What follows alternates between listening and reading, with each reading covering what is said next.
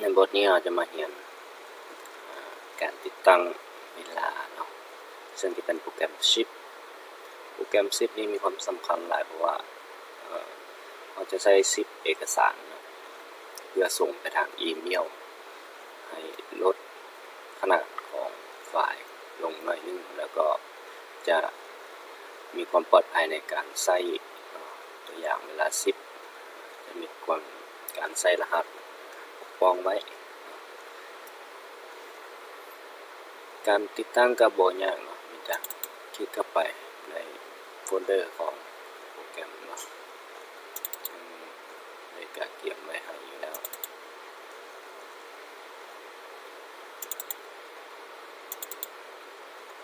คือ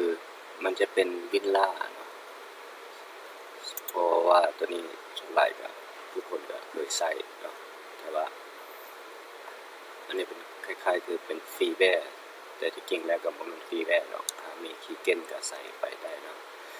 ขั้นตอนการติดตั้งก็คือมีแต่เปิดเข้าไปซอกหาไฟล์เซตอัพของวิลล่าเนี่ยถ้าใครบ่ฮู้ว่าไฟล์เซตอัพเป็นแบบไหนคลิกเฮ็ดขยายให้มันน้อยลงสิเนาะก็ลิดเนี่ย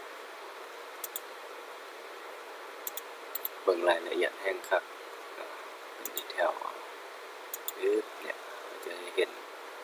ไฟล์ได้เป็นไฟล์ติดตั้งไฟล์ติดตั้งจะเป็นพวก.exe แหละใส่เป็นตระกูลมันก็ได้ขวาเนี่ยจะเป็นไฟล์ exe เอาก็ดับเบิลคลิกใส่เนี่ยการติดตั้งวินล่ากับ install กับคลิก install เข้าไปเลือกโฟลเดอร์อาจจะเก็บไว้ใส่ซับซี่ก็ได้เก็บซาวดีก็ได้เนาะติดตั้ง install รอท่าแท็กไฟล์ตัวนี้จะเลือกไส้หมดบอกเลือกไส้หมดกับโอเค select all จะเลือกไส้ให้หมดเลยตั้งแล้วจะติดตั้งมาใส่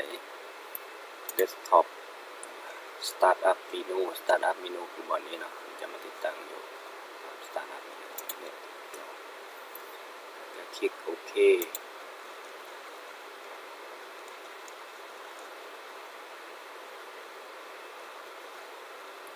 อันนี้ทำการติดตั้งสำเร็จคลิกว่าจนเ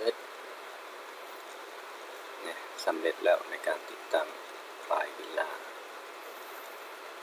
จบเท่าที่